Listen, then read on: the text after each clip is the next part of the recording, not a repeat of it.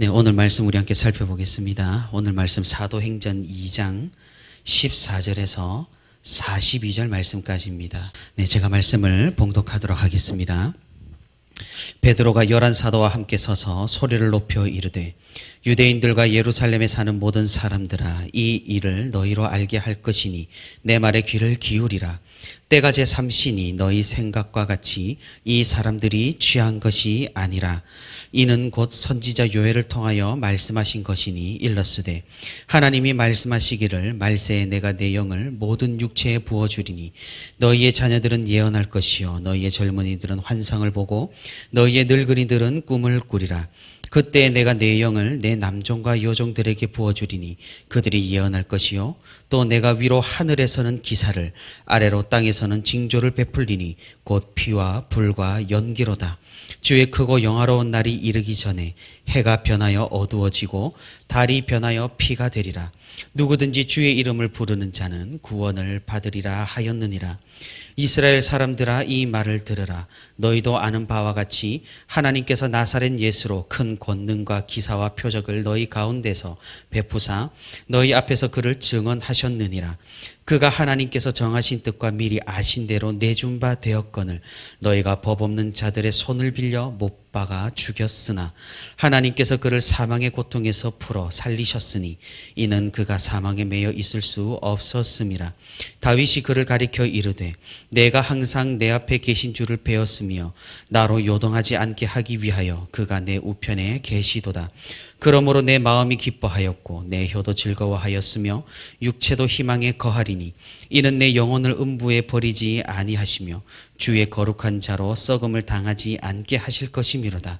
주께서 생명의 길을 내게 보이셨으니 주 앞에서 내게 기쁨이 충만하게 하시리로다 하였으므로 형제들아, 내가 조상 다윗에 대하여 담대히 말할 수 있노니 다윗이 죽어 장사되어 그 묘가 오늘까지 우리 중에 있도다. 그는 선지자라. 하나님이 이미 맹세하사 그 자손 중에서 한 사람을 그 위에 앉게 하리라 하심을 알고 그 미리 본 고로 그리스도의 부활을 말하되 그가 음부에 버림이 되지 않고 그의 육신이 썩음을 당하지 아니하시리라 하더니 이 예수를 하나님이 살리신지라 우리가 다 이 일의 증인이로다. 하나님이 오른손으로 예수를 높이시매 그가 약속하신 성령을 아버지께 받아서 너희가 보고 듣는 이것을 부어주셨느니라. 다윗은 하늘에 올라가지 못하였으나 친히 말하여 이르되 주께서 내 주에게 말씀하시기를 내가 내 원수로 내 발등상이 되게 하기까지 너는 내 우편에 앉아 있으라 하셨도다 하였으니 그런즉 이스라엘 온 집은 확실히 알지니 너희가 십자가에 못 박은 이 예수를 하나님이 주와 그리스도가 되게 하셨느니라 하니라. 그들이 이 말을 듣고 마음에 찔려 베드로와 다른 사도들에게 물어 이르되 형제들아, 우리가 어찌할꼬 하거늘 베드로가 이르되 너희가 회개하여 각각 예수 그리스도의 이름으로 세례를 받고 죄 사함을 받으라. 그리하면 성령의 선물을 받으리니 이 약속은 너희와 너희 자녀와 모든 먼데 사람 곧 주 우리 하나님이 얼마든지 부르시는 자들에게 하신 것이라 하고 또 여러 말로 확증하며 권하여 이르되 너희가 이 패역한 세대에서 구원을 받으라 하니 이 말을 받은 사람들은 세례를 받음에 이날의 신도의 수가 3,000이나 더하더라. 그들이 사도의 가르침을 받아 서로 교제하고 떡을 떼며 오로지 기도하기를 힘쓰니라. 아멘. 네, 오늘도 이렇게 새벽의 시간에 주님과 함께 동행하기 위해 이렇게 새벽 기도의 자리에 나온 우리 모든 성도 여러분 진심으로 환영하고 또 축복합니다. 오늘 말씀 듣는 가운데 하나님의 크신 은혜와 성령 하나님의 크신 위로가 있는 그런 말씀을 듣는 시간이 되기를 주님의 이름으로 축복하고 또 소망합니다. 우리는 오늘 본문에 앞서 우리는 어제 오순절의 의미를 굉장히 다양하게 살펴보았습니다. 우리가 요약을 좀 해보자면 오순절은 추수의 의미와 그리고 율법 수여의 의미를 동시에 가지고 있었고 또 우리가 살펴본 바대로 바람과 그리고 불 그리고 혀의 이미지를 가지고 있었습니다. 그래서 이런 의미와 이미지들로 우리는 오순절의 성령 강림을 어느 한 특정한 관점으로 볼 것이 아니라 다양하고 또 총체적인 관점으로 바라봐야 한다고 말씀을 드렸습니다. 그래서 우리가 경험할 수 있고 또한 성경을 통해서 살펴볼 수 있듯이 성령 하나님의 임재는 단순하게 구원만을 위함도 아니고 또 오순절파의 은사를 수여함만도 아니며 구원 경험을 위한 보다 폭넓은 범위의 선물이라는 사실입니다. 그래서 보다 근본적으로 지상사역을 모두 이루신 예수 그리스도께서 이제는 그분의 왕권을 실행하고 하나님의 나라를 확장하는 집행 능력으로서의 성령, 교회, 선도, 전도, 신자의 삶 모두를 포괄하는 그런 의미를 가진다는 사실을 알 수가 있는 것입니다. 그래서 우리는 이를 요약하면서 우리와 함께 하시는 하나님으로서의 성령 강림이라는 표현을 사용했습니다. 그렇기에 성령 하나님은 예수 그리스도만을 증거하며 다른 복음이 아니라 십자가와 부활을 근거로 한다고 말씀을 드렸습니다. 이 말씀이 새벽 시간에는 듣기 조금 어려웠는데 어떻게 잘 이해가 되셨는지 모르겠습니다. 오순절에 성령님께서 강림하셔서 제자들과 모인 사람들에게 강력한 능력이 되었고 방언으로 다른 지방의 언어를 말하는 이런 신비로운 이적을 보였습니다. 그런데 조금은 우리가 이상하게 생각을 할 수가 있습니다. 우리가 알고 있기로 우리가 회개를 하고 세례를 받아서 죄 사함을 받으면 그 즉시 성령 하나님이 우리와 함께 하심으로 우리는 구원에 참여를 하게 되고 일생을 하나님의 백성으로 살아가게 됩니다. 물론 그 정도나 깊이는 개인에 따라 다르겠지만 성령 하나님께서 회심하는 성도와 처음부터 함께 하신다라는 사실은 변함이 없는 것이죠.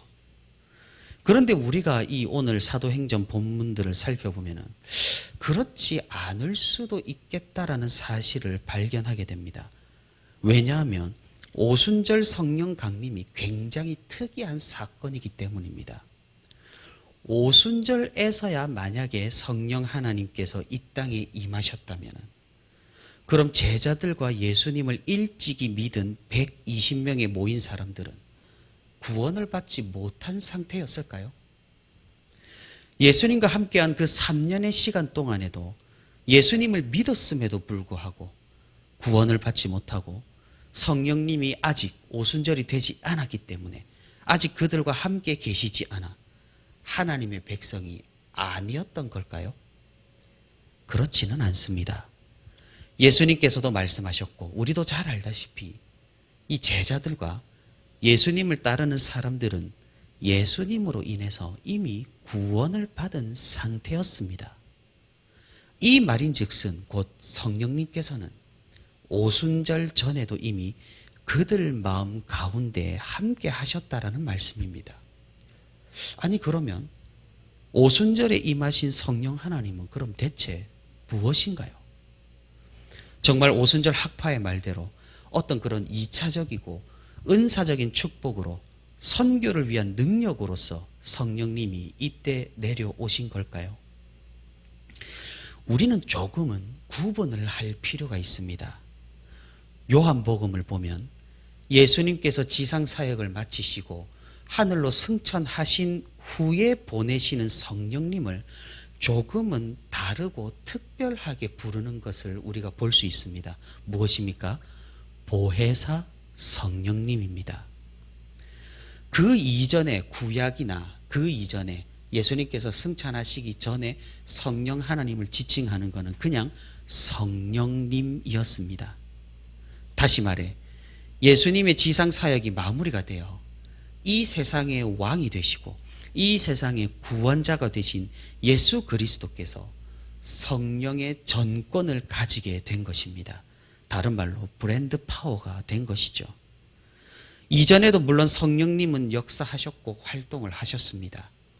하지만 오순절에 이 강력한 성령 강림을 통하여 같은 성령님이시지만 보다 심층적이고 보다 심화적이고 보다 확장적이며 보다 파워풀하고 보다 짙은 성령님의 역사가 시작이 된 것입니다.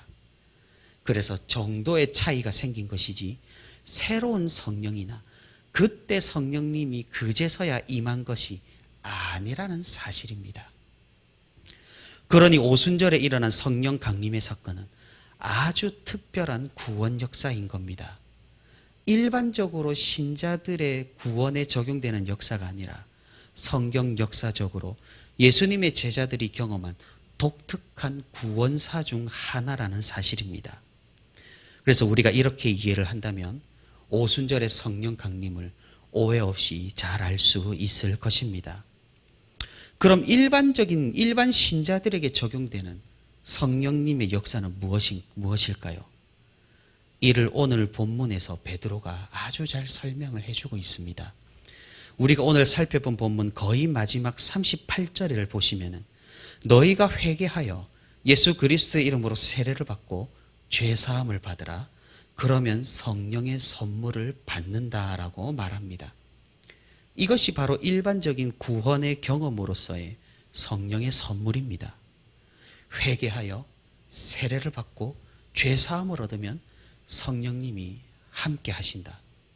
이것이 일반적인 패턴인데 오순절의 성령 강림은 이런 일반적인 패턴이 아니라 굉장히 특수한 경우였다라는 사실이죠.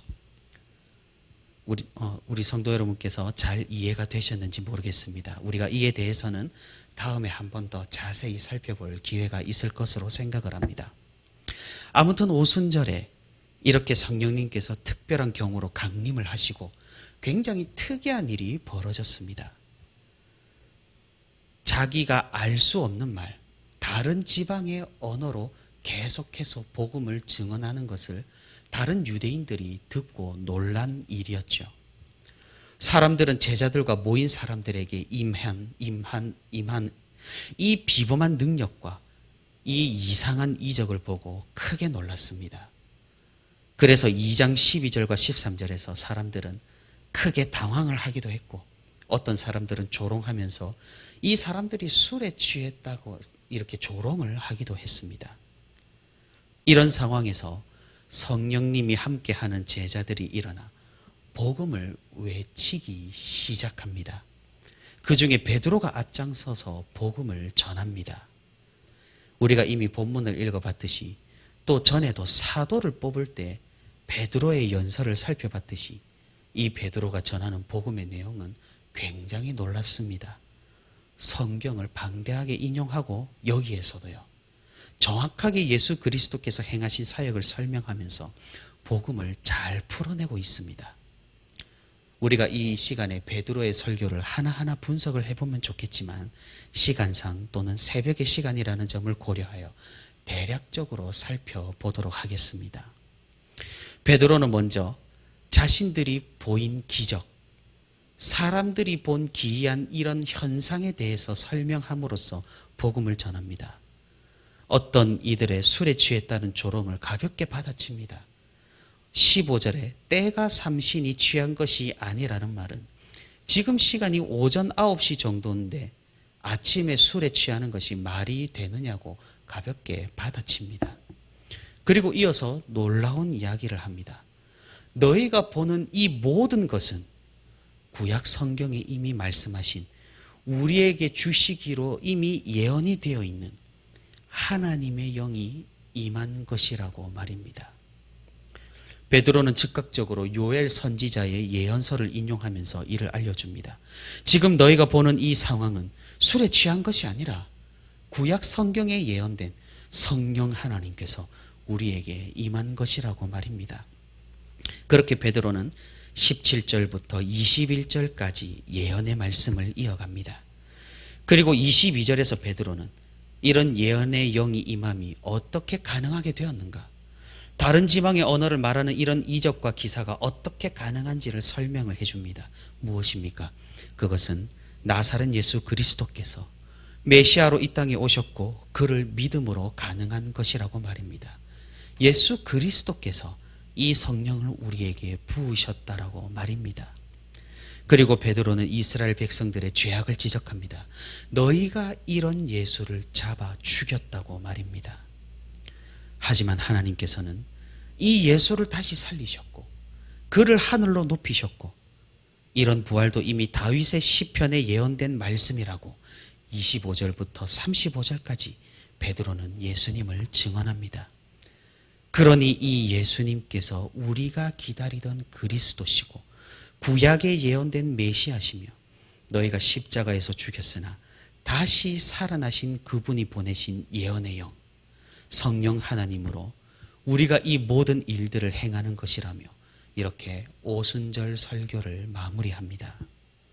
이를 들은 이스라엘 백성들은 놀랐습니다. 왜냐하면 이스라엘 백성들도 성경이 말하는 하나님의 영, 예언의 영에 대해서 알고 있었기 때문입니다.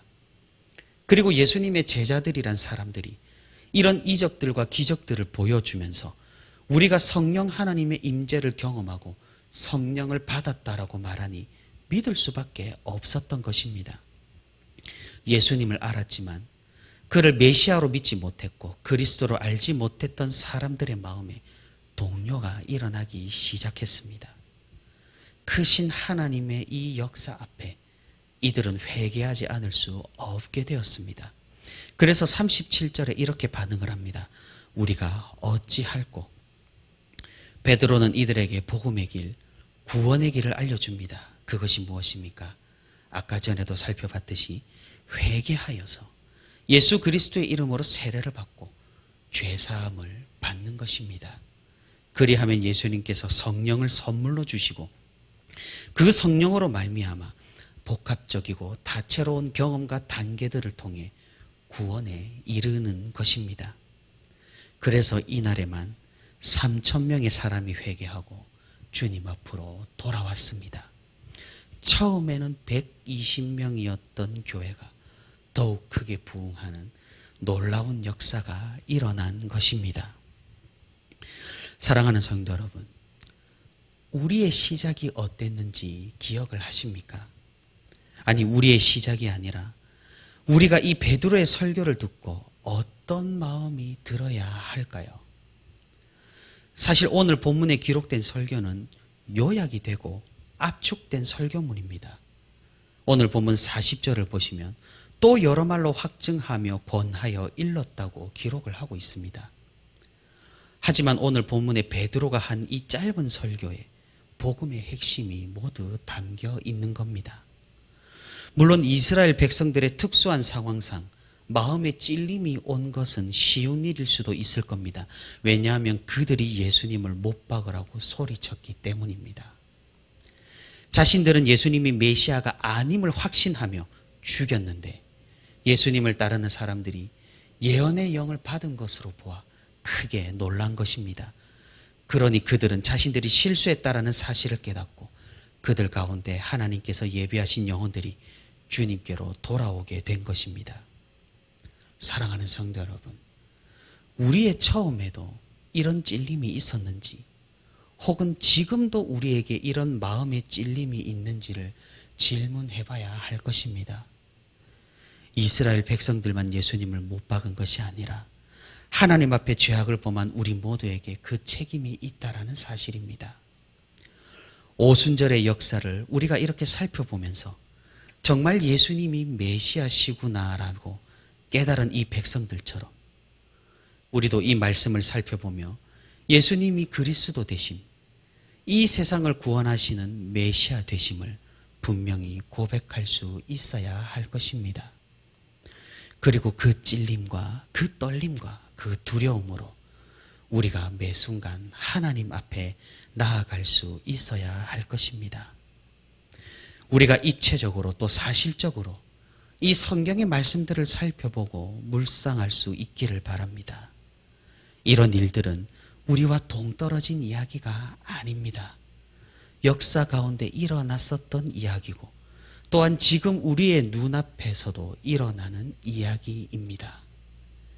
우리에게 이런 도전적인 마음과 성경을 향한 깊은 감성이 있을 때 성령의 충만함이 우리에게 있을 줄 믿습니다. 성령님께서는 지금도 우리와 함께 하십니다.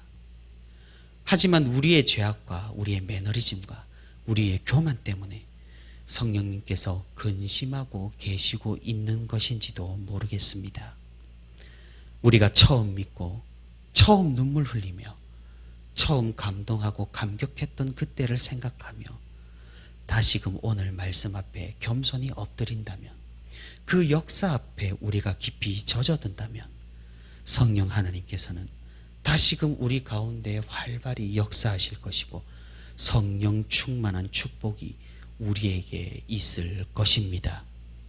이 충만함 가운데, 그 감격의 역사 가운데 오늘도 승리로 하루를 살아가는 저와 우리 부천시민교회 모든 성도가 되기를 주님의 이름으로 소망합니다.